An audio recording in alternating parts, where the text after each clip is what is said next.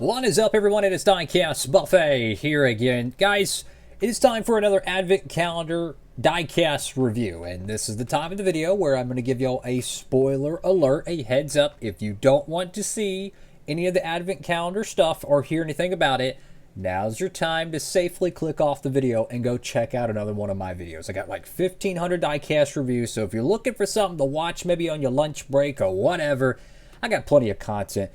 Check that out. That's your last heads up? All right, so you're okay with it. You're not going to be mad at me. Okay. The next diecast we'll be reviewing in the studio.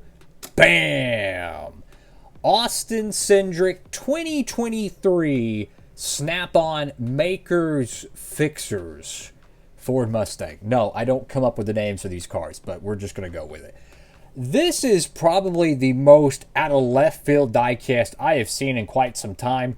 Why?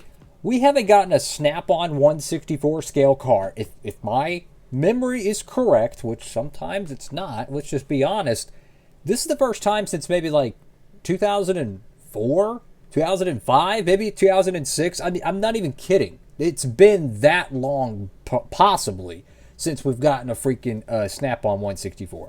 Regardless, let's do the diecast review. Alrighty, folks, right the good old, well, plastic sleeve, because that's what the cars come in with the Nascar Advent Calendar set. And what a amazing looking diecast. I know this is a 2023 car, and I know it's kind of lame duck because there's a brand new diecast mold out currently in 2024. But let me tell you, I can appreciate a car like this. I don't care if it was from 2022. The fact that we got a Snap-on diecast made in the 1/64 scale, it is a beautiful sight for sore eyes. So let's go ahead and zoom into this. Guys, if you haven't picked up the Advent Calendar set, what are you doing? Go over to the Circle B Diecast, see if it's still in stock. In the future, you're probably going to regret not picking it up, so you might as well today go ahead and get it. You can use that promo code if you'd like, help you on the shipping side. Let me tell you, it is more than well worth it. It's over here to the hood, you have Makers Fixers. It's kind of I wouldn't say goofy, but it's hard to read because of the hood louvers. This is kind of one of those diecasts I wish they would just not even put the hood louver decals. I mean, let's just be honest. We all know they exist, but they do hinder paint schemes because they're a decal, so they're meant to be like, if you look at it from the side, you're going to see a hood louver. If you look at it from here, you're gonna see a little bit of it. It just, I don't know. It's hard to describe, but it basically makes it difficult to read. You got Makers XE are your stove. See, that's what I'm talking about. It makes it kind of hard to read. We got makersandfixers.com. Pennzoil Ford. I like this red pinstripe right there. Ooh, that's cool. You got what is now considered the old school Ford Mustang. You got the number 2. The front looks like just a tad bit raised up, but hey, maybe I'm just used to the 2024s. You got Sunoco. Very, very sharp. The gradient on this car, dude. Let me tell you, this is such a cool car. Why? Look at the gradient. No, your eyes are not tweaking. I promise. You didn't take too many Flintstones gummies. That is an actual gradient made with the Snap-on wrench logo. That is incredible. I love that.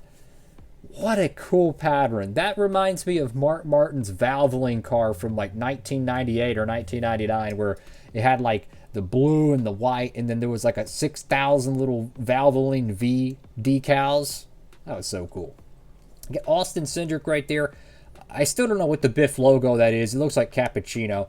Snap-on, Freightliner Menards, Discount Tire, Auto Trader. I like what they did with the side logo. They could have just put a teeny tiny Snap-on decal on the side panel and called it a day. No, what they did, they went to more of the traditional stock car look and put the Snap-on decal on the side.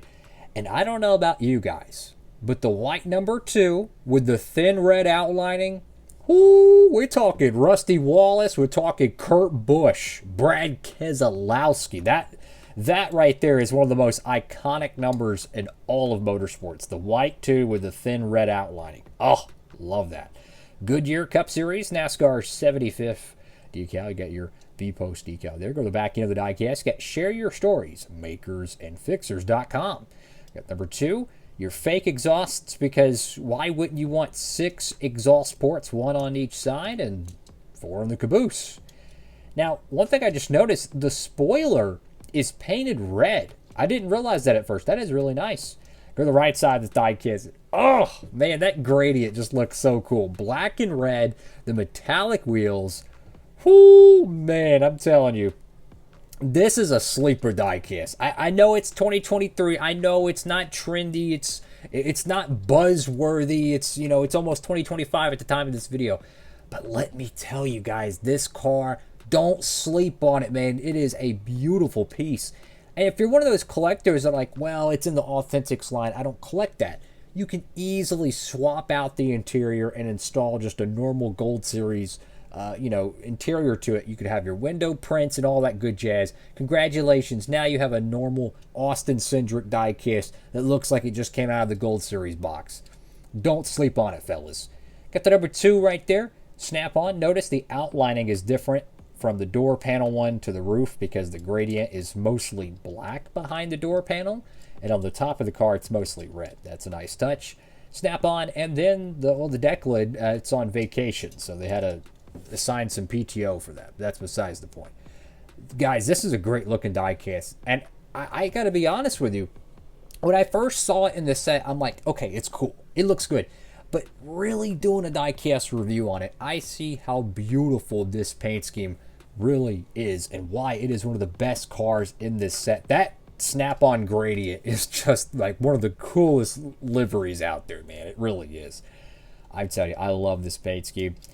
And that's the beauty of diecast reviews. Yes, I know the left front's a little bit high there. I understand.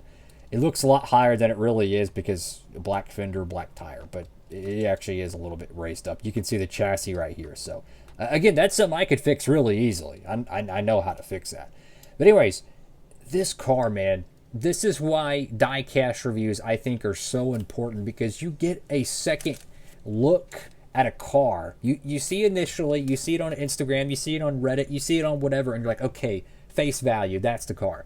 But when you see the diecast review and you really get a look at it, you're like, holy cow, this is a lot better than I initially anticipated. This is a classic example of that. Highly recommend it. If you're a big fan of the Penske cars, the Austin Cindrics fans out there, get it. Get the advent calendar. Get your copy of this car. It is totally worth it. And yes, this is a little baggy it comes in because we're going back to 2002 with the Happy Meals. I'm kidding. That's all for now. Diecast Buffet. Have a blessed one. Signing off.